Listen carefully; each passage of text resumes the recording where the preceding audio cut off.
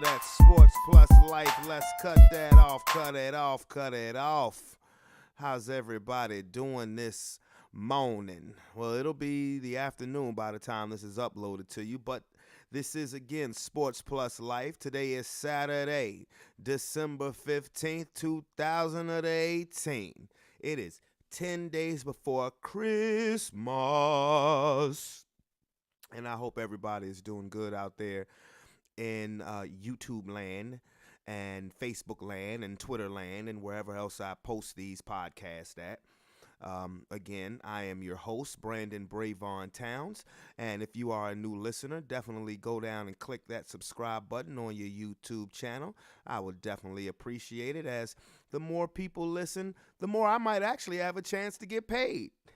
But when I tell you, this has nothing to do with money. I love doing this. This is what I do, man.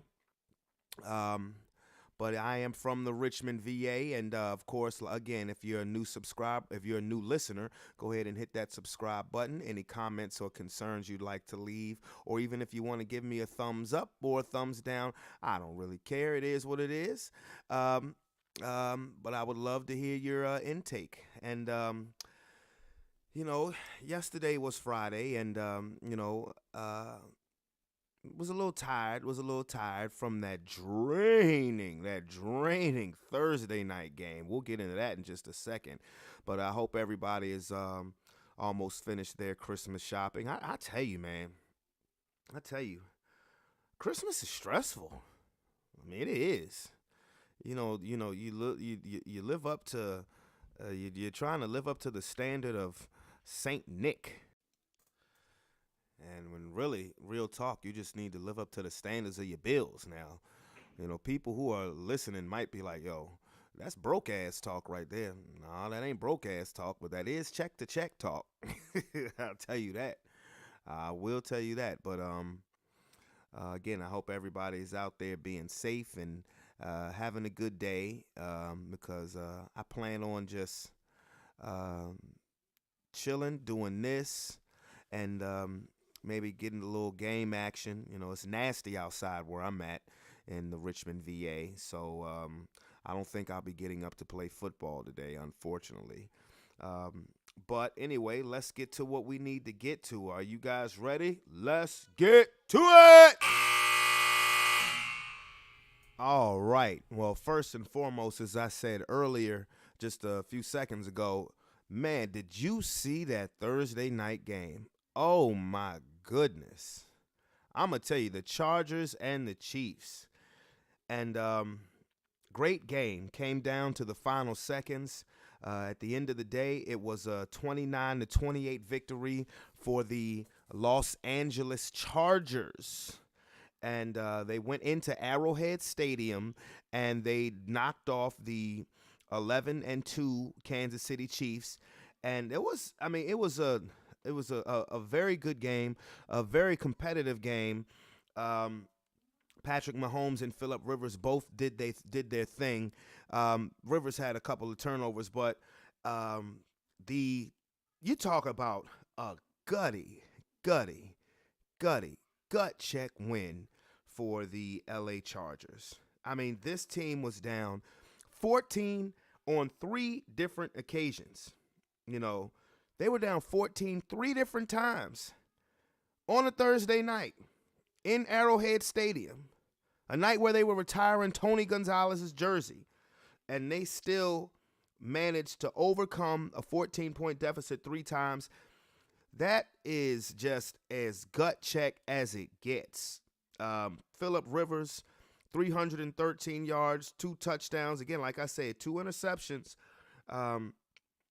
Without Melvin Gordon. Keenan Allen got hurt in the second half. But Mike Williams, the second-year player out of Clemson, Deshaun Watson's favorite target when they were in college, had 3 touchdowns, 2 receiving and 1 running, and also caught the 2-point conversion with 4 seconds left to give them the win. I'm going to tell you, that was a balls-to-the-wall, ballsy call by Anthony Lynn, the Chargers head coach. That knowing that you're on the road, you can do the safe thing. Well, really, it's not safe, especially after this season, where extra points have just been an adventure.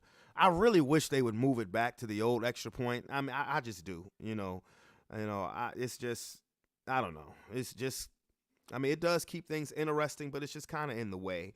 Um, Patrick Mahomes, relatively pedestrian numbers. He did do his thing. He made a couple of Houdini like plays that was just like wow, like the first touchdown where he faked it like he was going to throw it away and then just casually threw it in the end zone. It looked like everybody stopped. That was pretty cool. But 243 passing yards, 2 touchdowns, no interceptions, and but again, even though the Chiefs were up 14 points 3 times, they missed Kareem Hunt, man. They miss Kareem Hunt, and it's gonna tell. It's gonna tell. Now, what I got from this game, from this Thursday night game, was that the Chargers should be very confident that they can go into any stadium in any environment and win.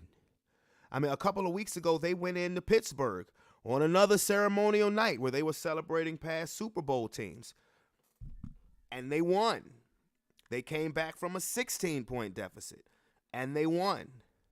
They're 11-3. Now, interestingly enough, I thought that this was for first place in the AFC. Of course, the Chiefs could have wrapped it up with a win, of course, but they didn't. But being that the Chargers won, they have the same record, but the Chiefs have the better divisional record, conference record, so they still hold the tiebreaker. So even though Los Angeles just defeated them and they have the same record, Kansas City still controls its own destiny to get the top spot in the AFC West, but it ain't going to be easy. It ain't going to be easy, and like I said, the confidence boost that this has to give the LA Chargers that they can go anywhere. This team is not afraid. You're talking about, honestly, when you think about it, 2 really snake-bitten franchises over the last few decades, but the Chargers, they seem to have something good going.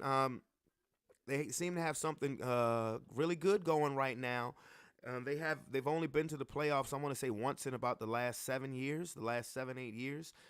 So this may be, perhaps this run could validate Phillip Rivers, especially. I mean, I already think that he's a Hall of Fame quarterback, but this, if they can take this run to Atlanta and finish the job, this could definitely validate him as far as no question first ballot Hall of Famer, because his 2004 quarterback class, also consisted of Eli Manning and Ben Roethlisberger, both of whom have 2 Super Bowl championships apiece. So, say what you want about Eli, but he got 2 rings. He does have 2 rings. So the Chargers should have the confidence that they can go anywhere, beat anybody, and they weren't even fully healthy. You're going to get Melvin Gordon back. You're going to get Keenan Allen back. And, you got Joey Bosa back. So you not only do you have, the requisite offensive weapons, you also have a very tough, very stingy defense led by Bosa and Ingram and Derwin James and Casey Hayward. I don't know if his name is Casey Hayward, but but they have a top-notch cornerback. I want to say it's Casey Hayward, but these guys are legit. These guys for the Chargers are legit. They are not to be messed with. And on the other hand, for the Kansas City Chiefs, as exciting and as explosive as they have been all season long, this, to the Chiefs fans, a loss like this has to be a painful reminder of your history for the last almost 50 years. I'm going to say this, and I don't think it gets said enough. The Chiefs have always had this reputation about Arrowhead Stadium being so tough and that this just great home field advantage. And, it seems like a tough place to play, but I'm going to spit some facts on you. And I ain't looking at no computer. or no laptop. The Chiefs don't get shit done at home when it matters most. And this isn't anything new. This is something that has gone back since after Joe Montana retired as their quarterback. So for the Chiefs, this has to be a painful reminder that, one, your team hasn't been to or won a Super Bowl since Super Bowl IV. Your team has not participated in an AFC championship game since the 1993 NFL season. And your team has only 2 playoff victories since the 1994 NFL season. So over the last 25 NFL seasons, the Kansas City Chiefs have only 2 playoff victories and only 1 since Joe Montana retired, which was after the 1994 NFL season. But it gets better, or for Chiefs fans, it gets worse. You have, the times that you have made the playoffs, you have been the number 1 or number 2 seed. Bottom line is you have lost your last 5 home playoff games in the so tough to win Arrowhead Stadium. 1995, number 1 seed, you lost. First game, one and done. 1997, number 1 seed, you lost. To my Denver Broncos, by the way. First game, after getting the bye, of course. 2003, number 2 seed, you lost. Peyton Manning and the Colts. First game. 2016, you lost to the Pittsburgh Steelers. First game. And then last year, you lost in the wild card round at home to the Tennessee Titans. Those are your last 5 home playoff games spanning back to 1995, in which the mighty Chiefs at mighty Arrowhead have not gotten it done. And your only playoff victory since Joe Montana retired happened against Brian Hoyer and the Houston Texans back in 2015. You beat Brian Hoyer. So, yeah, raise your hand and clap and hoopla about that shit. So this has to be a painful reminder that the Chiefs have been outstanding and explosive on offense. But this is where I call my real sports heads, my real football fans, maybe my real Chiefs fans. What about this team, this 2018 explosive version of the Kansas City Chiefs? What is so different about this 2018 team to the 2003 team that I just mentioned? Let's do some compare and contrast. The 2003 Kansas City Chiefs finished 13-3 and second in the AFC, only behind the New England Patriots, who were 14-2. The quarterback for that team was Trent Green. Now, Trent Green does not have the Houdini-like skills of Patrick Mahomes, but if you remember Trent Green from that year, he was absolutely spectacular. Dick Vermeil was their coach. And let's do some more compare and contrast. With running backs, you had Kareem Hunt. You don't even have him anymore. But he was a very dynamic running back. But that 2003 team had Priest Holmes. Remember him? Priest Holmes was one of the top 2 or 3 backs in football. And you have an explosive player like a Tyreek Hill on the 2018 squad. Who remembers the 2003 team with Dante Hall, who was pretty much the same type of player? Remember that guy? And you got Travis Kelce with the 2018 team. I'll raise you a Tony Gonzalez for the 2003 team. Both teams scored a lot of points, had a lot of highlights, had a great regular season record, but the Achilles heel of the 2003 team is the same thing that's going to be the Achilles heel of the 2018 team. Defense. Kansas City's defense does not get shit done. Their secondary stinks. You suck. Flat out. When you allow Phillip Rivers to score 2 touchdowns in a span of under 4 minutes without his best wide receiver, Keenan Allen, that's terrible. That is absolutely awful.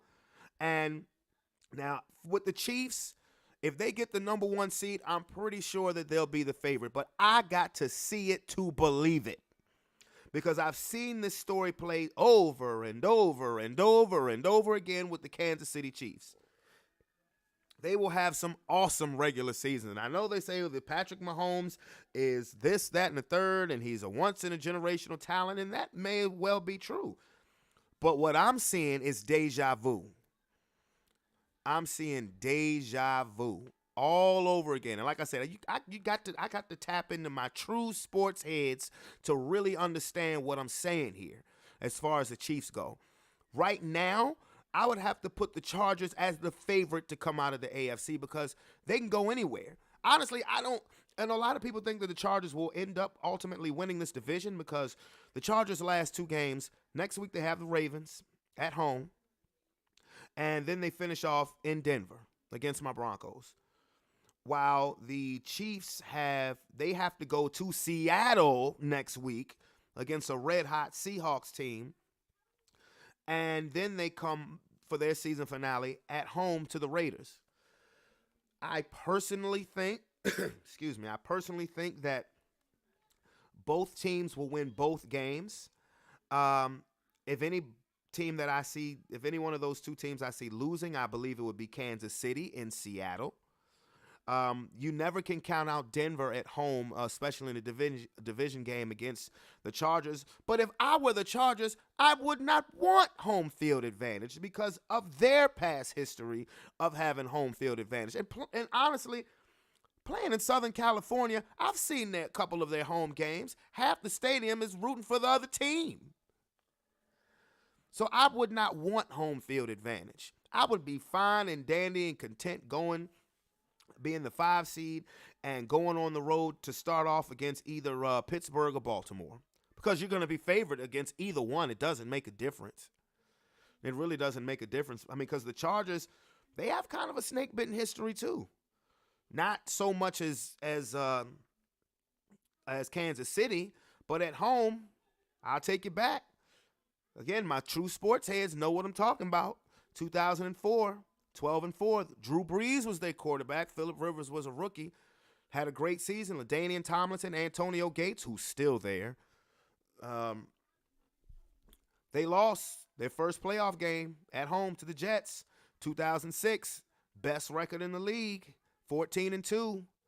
Lost their first home playoff game. Tom Brady and the Patriots. 2009, best record in the AFC. They lost their first home playoff game to the New York Jets.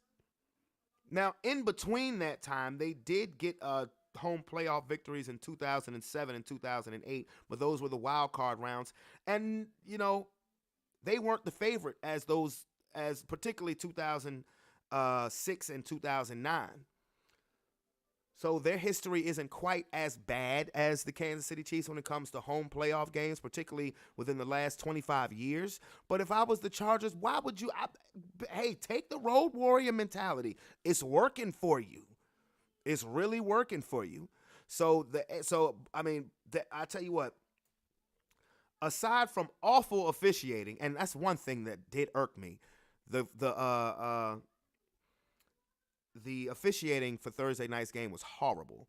There was a drive the Chiefs went on that extended from the end of the third into the fourth quarter where the Chargers were called for 2 holding penalties, where were they? It was just terrible. It's just terrible. So that's almost poetic justice that the Chargers came back to win. People may have said that the pass interference call in the goal-to-go situation against Mike Williams was unjust. I don't think that was a good call either, but, it is what it is. But aside from horrible officiating, this season has been very exciting because particularly in the AFC, it's so uncertain right now. It's so much uncertainty that's going on right now. And, it is, in the NFC, you know what you're getting. You're getting the Saints, you're getting the Rams. That's going to be number 1 and number 2. You don't know which team will finish number 1 or which team will finish number 2. But they're your lock for your first two.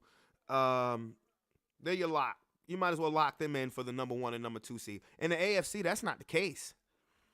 You still have the Chiefs who sit atop at 11-3, but they have no room for error, or the Chargers can catch them. You have New England at 9-4. You know, they're coming off of that miracle in Miami.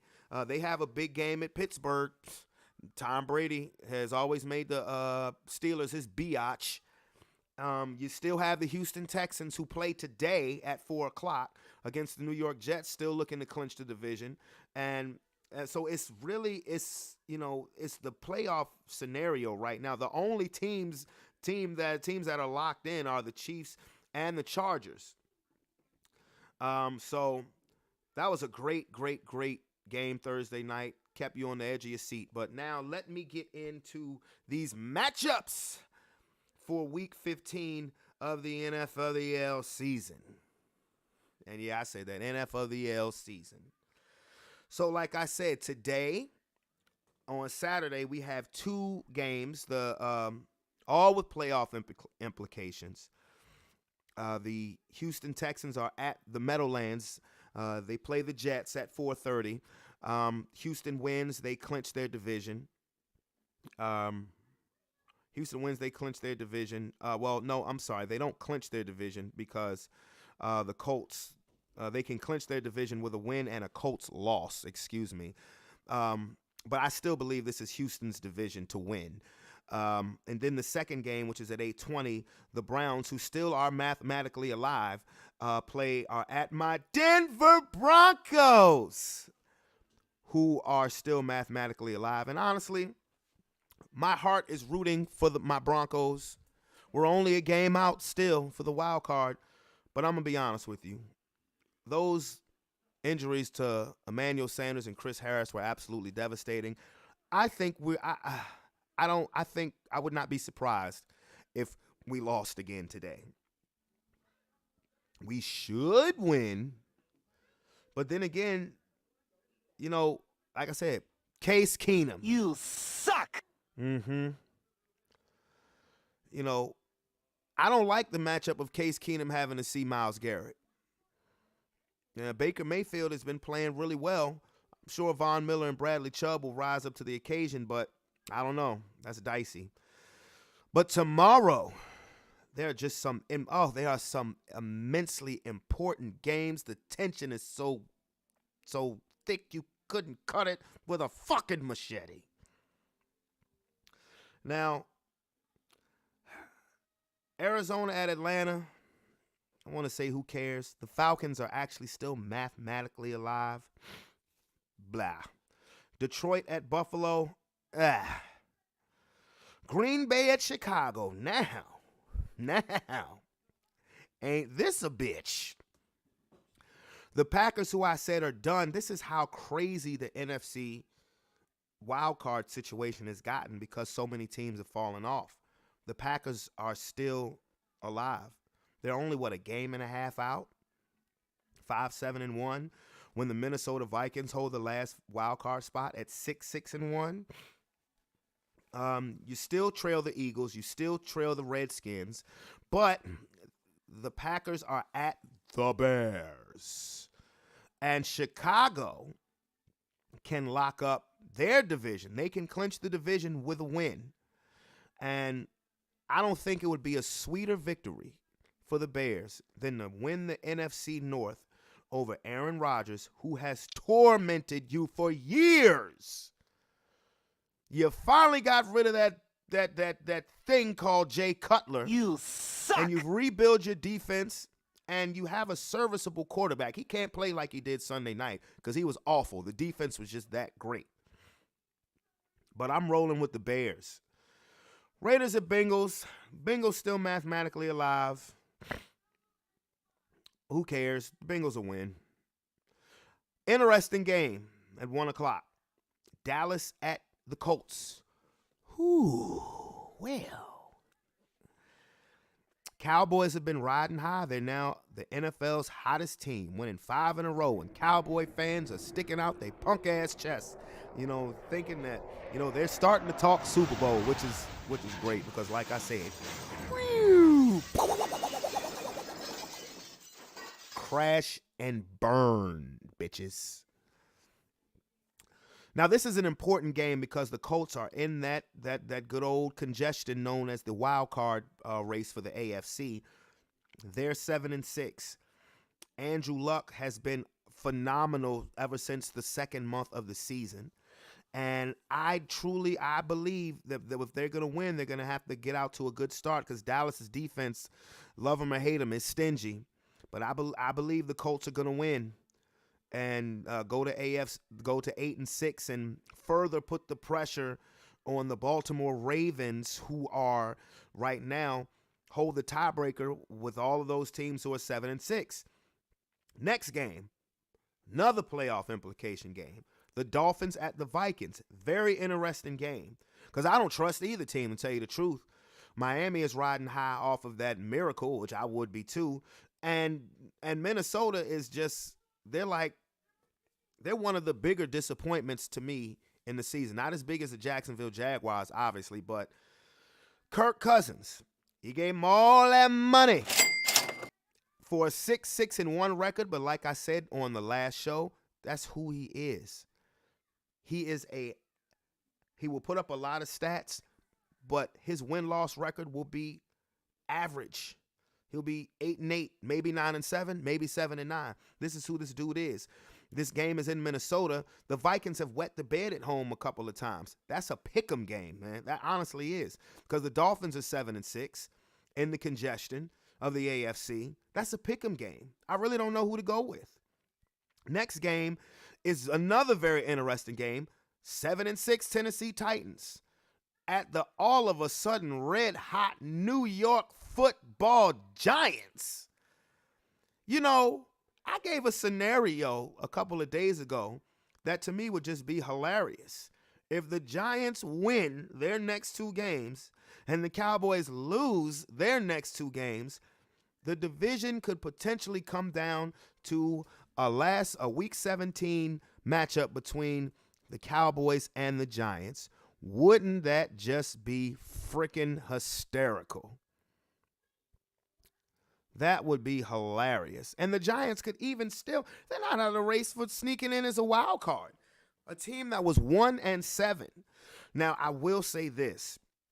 Odell Beckham not playing this week is going to hurt them way more than it hurt last week against the Redskins, because the Redskins season, that's where they're at. The Titans, you know, they're a hard team to watch play. I mean, they just play. I don't know. I mean, I like old school football, but I mean, I don't know. It's almost like the Titans play sandlot football. Derrick Henry is coming off a career day, but I'm going with the hot team. I'm going with the Giants in this one. Yeah, so I'm going with the Giants. Next game, Redskins versus Jacksonville. I mean, Redskins at Jacksonville. Two teams that's not going anywhere anymore this season. The Redskins are still, technically in the playoff hunt, but Josh Johnson actually played well. But this is a game where I see Jacksonville's defense letting off a bunch of steam. Because once again, the Redskins. Yep. And it's really, that sucks because AP has been having such a great year, and but you know, it is what it is. So I like Jacksonville. Tampa Bay at Baltimore. Baltimore, you better win. I mean, it's just that simple. And that's a dangerous game because Tampa Bay's got weapons. But I think the Ravens can get a few turnovers out of Jameis, but they have weapons. I don't know if Deshaun Jackson has quit on them or what, but I mean, he was having a great season until the quote-unquote injury. Seattle at San Francisco. Seattle can lock up the number 5 spot with a win. They're hot. They could lock up the number 5 spot because no other team out in the wild card hunt. You got Seattle at 8-5, Minnesota at 6-1. No other team is going to get to 9 wins. So you can lock down number 5, definite number 5 with a win at the 49ers. They'll get it done. They will get it done. New England at Pittsburgh. Same thing with Pittsburgh as I just said about the Ravens. You better win. The problem is I have to see that to believe it. Again, Tom Brady has always made the Steelers his biatch. Okay? And I don't want no Steeler fans to get salty. The truth is the truth. I just don't know what it is. It's just when certain teams have your number, they have your number, particularly in that stadium. And it's in Pittsburgh.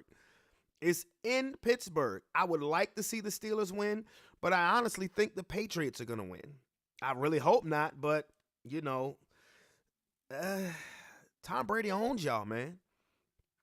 And the Eagles at the Rams. No Carson Wentz. He's gotten hurt again, fractured fibula. Vertebrae, 3-month recovery. Nick Foles, I'm not going to sit there and summarily dismiss Nick Foles because he did just take them as a backup last year to a Super Bowl championship. But, you know, the Rams have a lot on the line, too. They're trying to keep up with the Saints. And I think LA is going to look for some revenge. I think the Eagles will play them tough because they're still in the mix as well. They're 6-7. I believe losing that game, that screw job at Dallas, you know, may have just deflated them enough. Because if they had beaten the Cowboys, I actually would have seen them beating the Rams. But I don't see it right now, especially no Carson Wentz. And the Monday Night Football game, New Orleans and Carolina, there's been a little bit of trash talking going on in this game. Saints fans are waving brooms and shit. And, I mean, hey, I don't really know what you can say if you're Cam. You've lost 5 straight, my G. You know, it's another game you have to win. You're on your own home field. Your defense, which does not get shit done when it matters most. You suck. They have to show up and be physical with the Saints.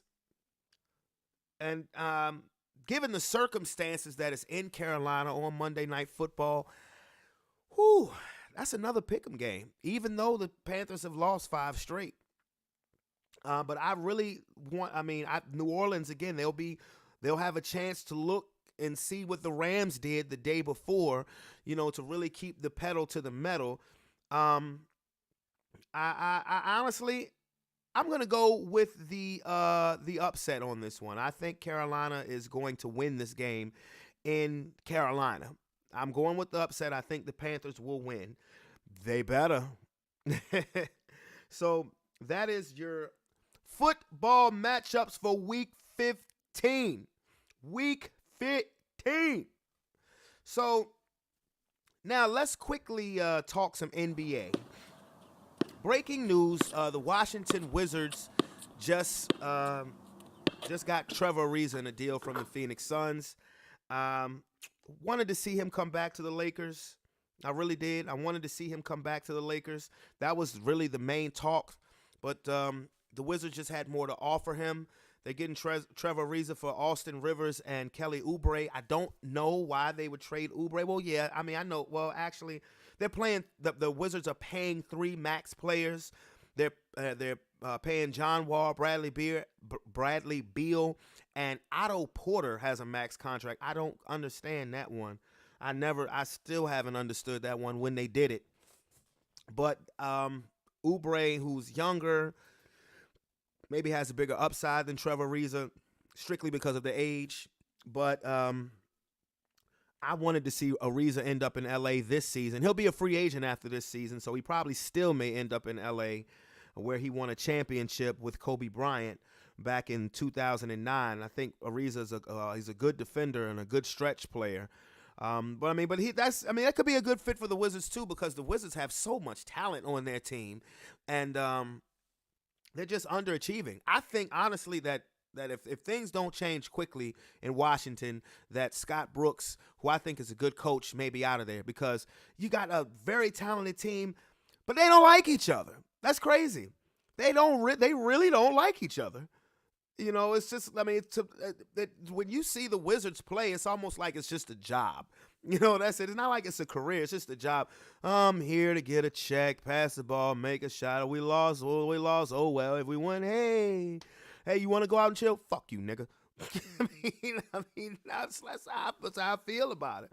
I mean, the Wizards really, they act like they don't really like playing with each other. And like I said again, it's mid-December. We're getting closer to the glue in basketball. The Kings trolled Steph Curry because Steph Curry recently said that he didn't truly believe that man landed on the moon. So the Kings kind of trolled him for that, and I thought that was kind of funny. Steph did too, and then he said, ha ha, yeah, y'all think it's funny what I believe.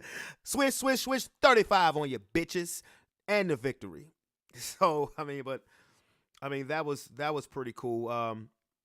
So that was, you know, just another night in the NBA. The Nuggets beat the Thunder. The Nuggets, again, have the top spot in the Western Conference. But again, like I said, Golden State is getting healthy. Boogie Cousins is starting to move some more. Like I said, that's a lock. That's a lock in my eyes. In my eyes, that's a lock. I mean, of course, they have to be healthy. But if they're healthy, I just don't see it. But I will say this, though. The Boston Celtics have started to get their act together. They really have. They're 18-10 now.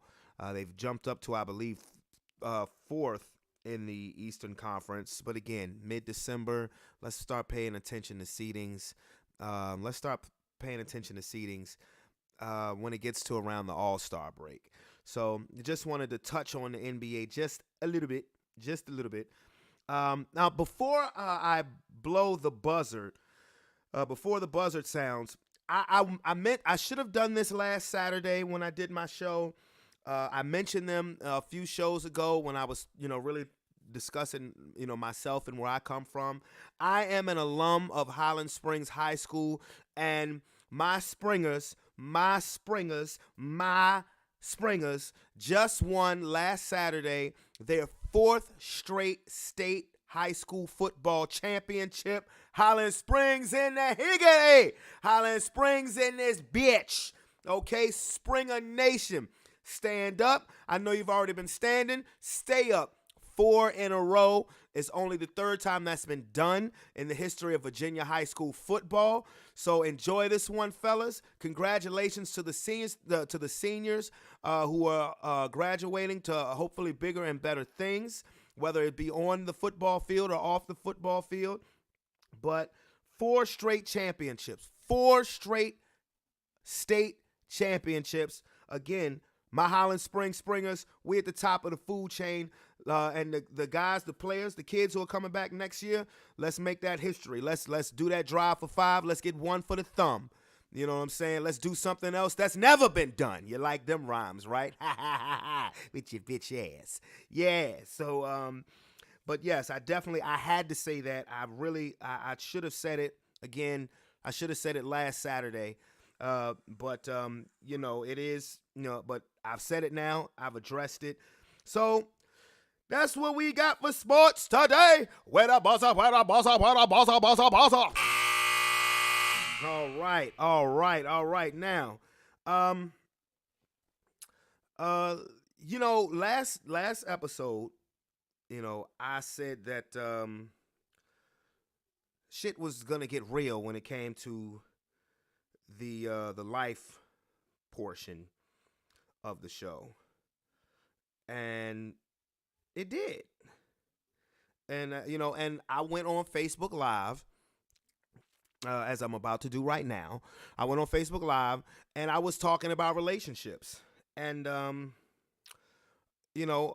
just said how I spoke how I felt as far as my point of view is concerned, and I was pretty much honest. I said, if I've offended anybody, then fucking delete me.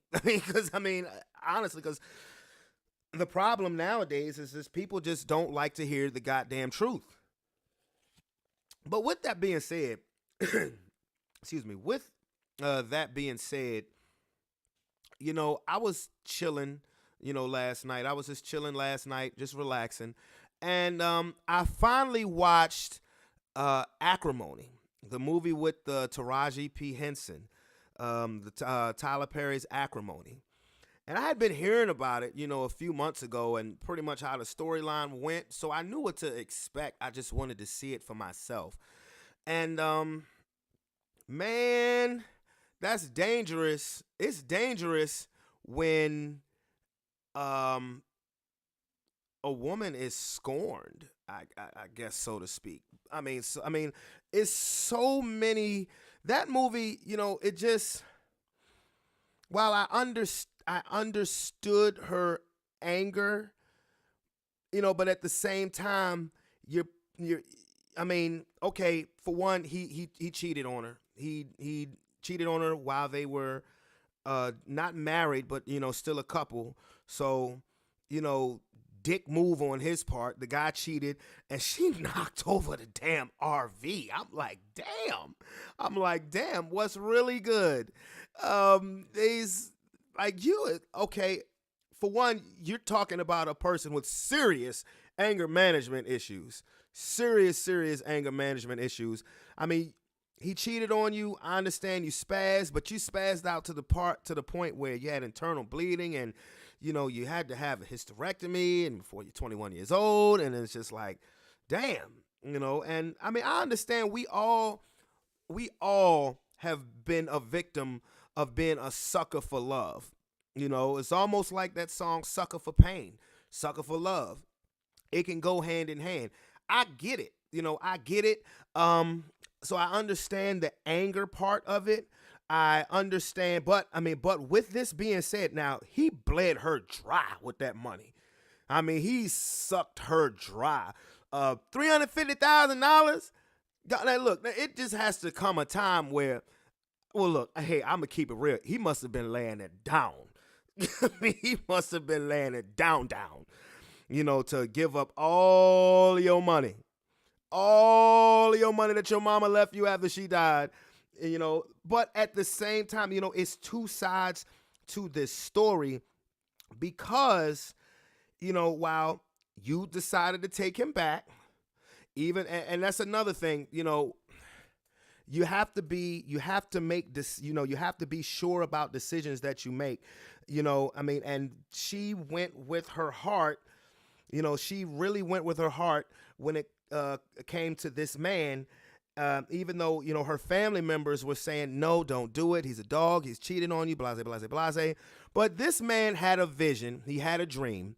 He had an invention, a battery that was, that he believed could be a game changer, for the world and put them at a financial pedestal where they would have to worry about nothing ever again. And it took a while. It took a long time for that dream to become a reality. He wasn't working steady jobs, and bills are just piling up. And while the wife is working 2 jobs, just trying to stay afloat. And then eventually he has his he has his battery charging the whole house, and the bitch blows up. I mean, all the wiring gets fried. So with that money to fix the wiring, now you're in the hole. And, the tension, because now the sisters are all up in your business and they're saying, hey, he's no good. He's playing you, this, that, and the third. And really what you had, and, he's now feeling some type of way because she didn't defend him when, she's trying. She's trying to she's holding on by a thread because she loves this man. She really, really loves him and she really believes in him. But finances can be a killer in a relationship. And that ain't talking about the movie. That's talking about real life, my nigga. Finances can be a killer in relationships. And the finances were dry. They were done. I mean, and like I said, he sucked her money dry. He sucked her money dry, but with everything that's being said, with all the financial situations, and this isn't just about the movie, this is about real life too. You have got to have faith that everything is going to be all right. Just keep doing things the right way. And you have to have faith that everything will work itself out if you believe in the man upstairs, or if you truly have faith in the man upstairs. Now, with that being said, they're not touching each other. They're going through that stage in a marriage where it's just, they already couldn't have any kids, so now there's no physical play, and she's starting to suspect, hey, he's messing around because I know him. He likes to get it on. He likes to do it. So if he ain't doing it with me, who he fucking? Pretty much. Who is he messing with? You know, and to his credit, he wasn't. He was really being persistent of trying to get his battery to this company. Get his battery to this company. This is a game changer. This is going to work. I don't give a shit what anybody says. Woman, just believe in me and I will make it happen for you. Just believe in me. And it just gets to the point where she's like, you got to get a job. You got to get a job. And then the company calls and says, if you write us one more letter, we going to arrest. If you show up here one more time, we going to arrest your ass. So he pretty much is like, it's over. It's over. So then he runs into the girl that he cheated on his wife with before they were married. And she's now working at the business that the husband is trying to, what's his name, Robert, that he was trying to, get his battery sent to. So I'm like, okay. Here we go. Now, come on now. I mean, I can't really explain how the purse ended up in the truck.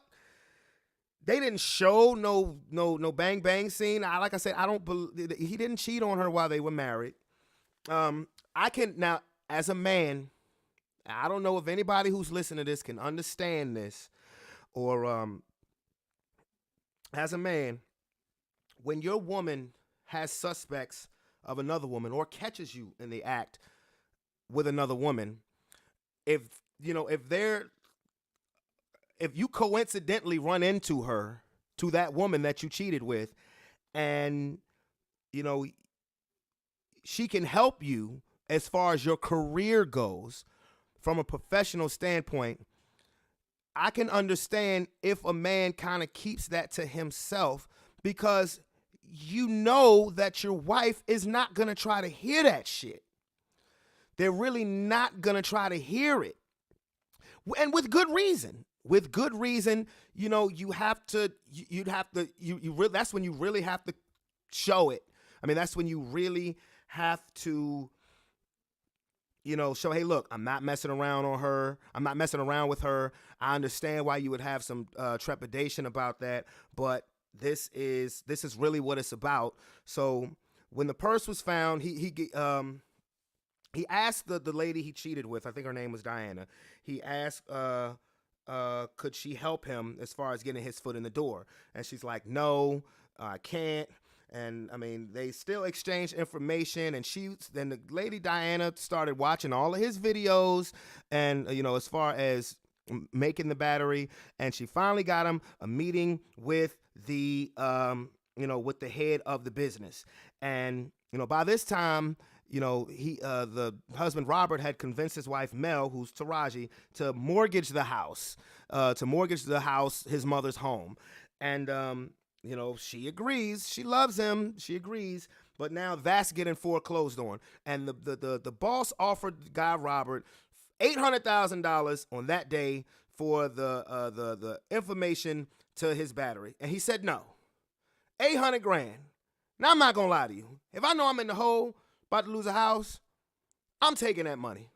I'm taking that shit to the bank, just so I can tell, particularly one of them sisters who was a bitch the whole movie. I mean, I understand you got your sisters back, just so I could have went in there and slapped that $800,000 down and like, holla at me now. You know what I'm saying? That's just me. But he said no because he knew it was worth more money. Mind you, here's a man he's hell-bent on having his dream come true.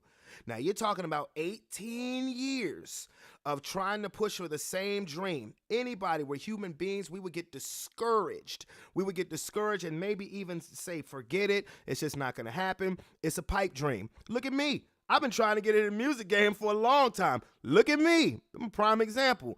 But,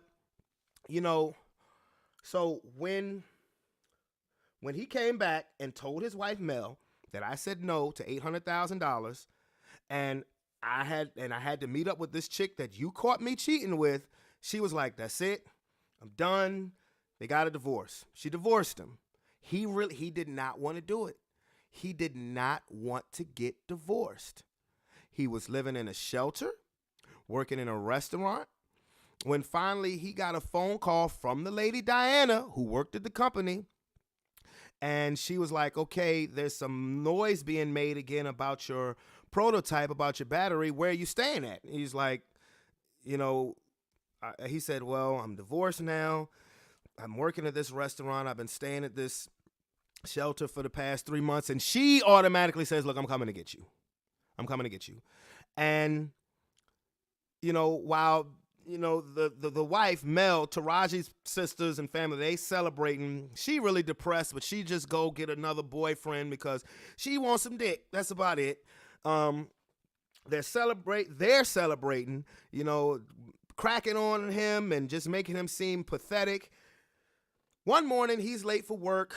She gives the lady, Diana, gives him a folder, and it's a check for $75 million. I repeat that, $75 million, and he gets to keep the rights, the ownership rights to his battery. So cha-ching, his battery's hit. He has made it. Okay. So the first thing he does, he goes up to his ex-wife.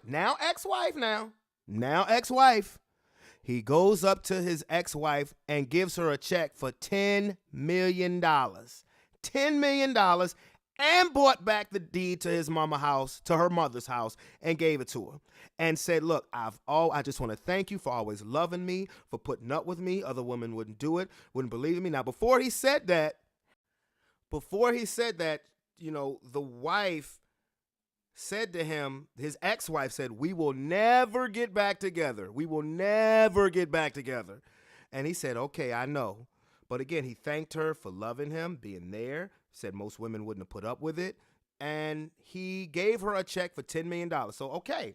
So now he gave her a kiss on the head. So now she's saying, now she's just standing out in the hallway of her job, just looking stuck. Looking stuck, shocked, speechless, dumb, what the fuck ever. So, and I think honestly, what killed that marriage I don't think was the fact that his invention wasn't hitting, but the fact that he did not show her the attention that she was really looking for, as far as, the attention that a husband should, the husband should pay attention to a wife. I'm talking about the Taraji P. Henson movie, the Acrimony movie. So that can happen. That can happen. Financial strain is a bitch, when it comes to a relationship. And if you have a dream chaser, that's cool, and you have somebody that's supportive of that dream chaser, that's cool. Financial situations in a relationship is a bitch, but that can be kind of offset if you're showing and giving the affection that the other person is looking for, just to let them know, what, you always, that's something that always needs to be reinforced. And I think that's more or less than anything of what, killed that marriage, plus listening to other people, instead of going with your gut instinct. So I think that's really what happened, because that can happen in a relationship. If you have a dream, you're chasing a goal, and your significant other is supportive, that's great. But if they're still supportive and then you become distant and you're not giving them the emotional and physical attention that they look for, that they yearn for, we're human beings, then that will drive a wedge that sometimes is inseparable, because, one other person can get to the point where they say, all right, fuck it, So, but now, and that's how a lot, and then, and a lot of real life scenarios, you're dream chasing and that dream never comes true. And then you have one person looking at the other person years down the line with disdain and disgust of saying, I wasted my life on you, blase, blase. That happens in real life. But in this story, people, he gave her $10 million, the mama house back, said, I will always love you. He did the right thing. He did the right thing as far as realizing that she held him down all of those years when most women wouldn't. So she goes to her sister's crib and just summarily lays them out, saying, why did I listen to you? Here's a $10 million check. He finally did it. I always knew he would. I listened to you bitches with y'all unhappy asses, and tells her quote unquote boyfriend, get out, don't ever call me again, and insults his man region. Because she's just thinking, I'm going to get my husband back. I'm going to get my husband back. That ain't your husband no more, boo-boo. That ain't your husband no more. All of the things that he promised her in a dream of where they would live at, him getting a boat, all this other stuff, he did it. He went to the place. She shows up. You know, she shows up, she just ready. Just hormones, just boom, boom, boom, boom, boom, boom, boom, boom, boom, boom, boom, boom, boom. And come to find out, here comes his new boo. And it happens to be the woman who he caught cheating on her with. That I can understand how that's a slap in the face. But you left him. So she just, I mean, y'all know the rest of the story if you've seen the movie. She went nuts, had to get restraining orders. Eventually they get married and she sneaks on the boat, shoots him, and she ends up dying. I mean, he's explaining to her why she has a gun to him. And this is the main thing that I was saying while I was watching the movie. You left him. If you're going to stand by your man, then stand by your man. Till death do you part. If you're not, then you got to move on with your life. If you decide, okay, then us going our separate ways is the best way to go, then you have to get on with your motherfucking life. That simple. Not to mention you got $10 million. You got $10 million and a crib that's fully paid for. Bruh. Come on now. You know, like I said, he didn't, you know, he was very selfish when it came to his invention.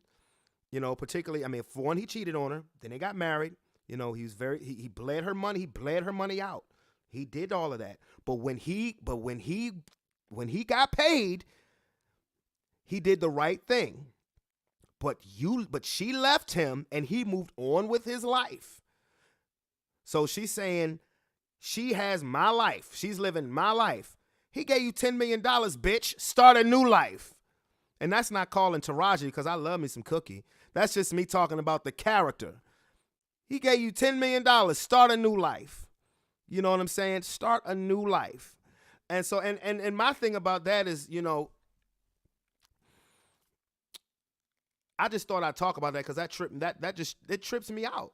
Because, you know, in relationships, we have, you know, there are several relationships where you have one party holding it down and another party not paying that much attention or just so stuck into what they're doing, you tend to forget the person that, you know, that really needs you the most. You know, so you really can't do that. But at the same time, if somebody's gonna, when they do finally get their break, if that break ever comes, if they decide to do right by you and you left them, then you got to go on about your business. You got to go on about your business. I know this is a perfect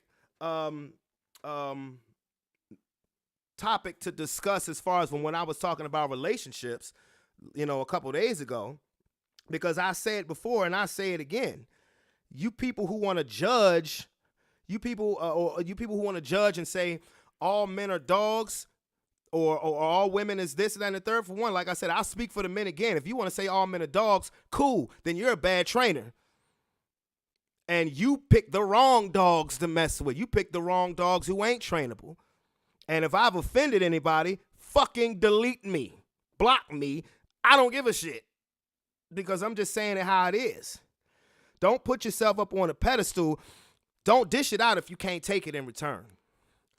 Because a lot of people who claim that all of this stuff is happening to them, all of this bad stuff is happening to them, have done fucked up shit too. You know what I'm saying? Straight up. They've done fucked up shit too or still in the process of doing fucked up shit. Let's keep it 100. Let's keep it a stizzack. Okay? And the difference is, and I'm going to say it, women are just slicker at it. Straight up. Men do it too.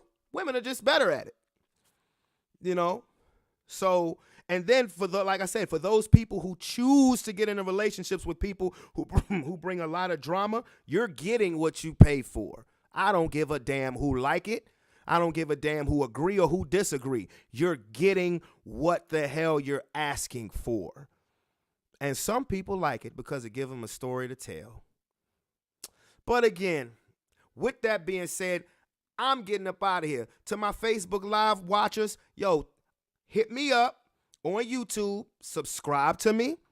I do this 2 to 3 times a week. I don't just, I talk mostly sports, but I will talk stuff like this too.